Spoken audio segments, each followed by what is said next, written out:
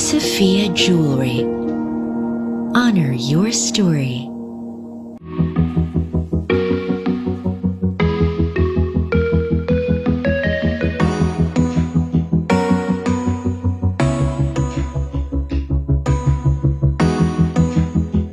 Kasi pumapasok po ako sa school. 33 years old na po ako, pero bumalik po ako sa school.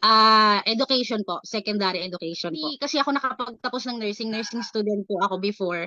Opportunity na makapag-aral, and then pinursu ko po ay education naman po. Naniniwala ko na sila po yung greatest blessing ko dahil sila po yung source of strength ko. Sa kanila ko po nakukuha yung love na hinahanap ko, and sila po yung system ko sa lahat ng desisyon na hindi ako sigurado. Sila po yung napagkakatiwalaan ko na nagbibigay sa akin ng tamang advice dahil alam kong never akong ipapahamak ng family ko.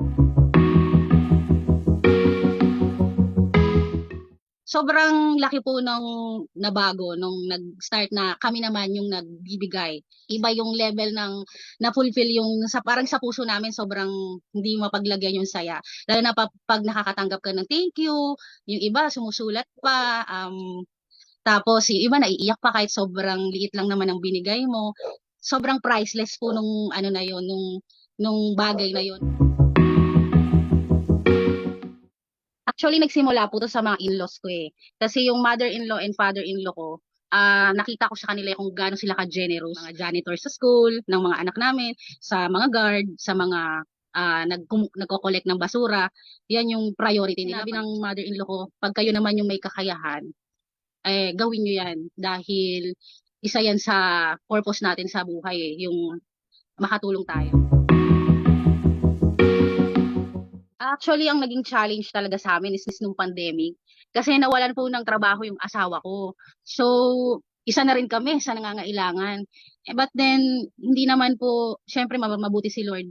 Before syempre mangyari ang mga bagay na yan, siguro na handa na rin ni Lord na may mangyayari.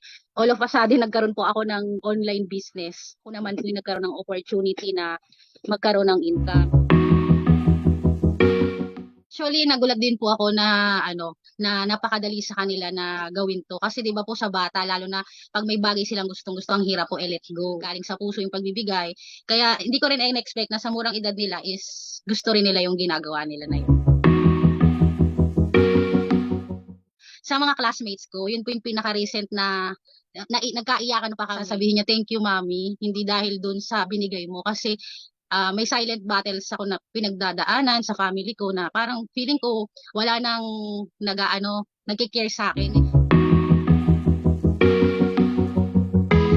Advice ko lang po sa mga ibang pamilya na gusto rin mag-start ng pag-gift giving, as much as possible, yung mga maliliit nating kids, involve natin para habang bata sila ay matutunan nila yung ganitong tradition, sapagkat isa ito sa magandang pamana na pwede nating ibigay sa kanila.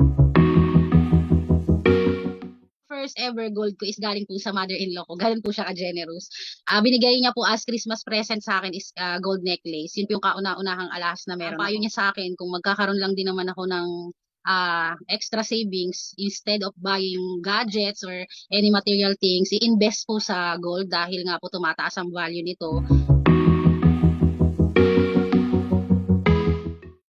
Unang-una, sobrang thank you po sa Sophia Jewelry dahil napili niyo po yung aking story or family tradition story. Dahil para sa akin, bonus na lang naman po yung reward na ibibigay niyo sa akin. Yung napili niyo po yung story ko, na nagustuhan niyo po yung nilahad ko, is yun po yung parang pinaka-prize po para sa akin, na sobrang saya ko na po noon na napili niyo po yung story ko. Kaya thank you po sa Sophia. Sana po ay mas tumagal pa po yung business niyo at mas marami pa po kayong matulungan na mga kababaihan or ibang gustong mag-invest po ng gold, dahil tulad nga po niyan, alam ko pong legit po yung gold na ino-offer nyo, at sa napaka-affordable na price, at meron nga po kayong mga ganyang hulog-hulugan, at nakakatulong po kayo sa iba na may nangangarap na magkaroon po ng investment na gold. Kaya sobrang thank you po sa Sophia Jewelry. Thank you, Sophia Jewelry. Sophia Jewelry. 30 years of honoring your story.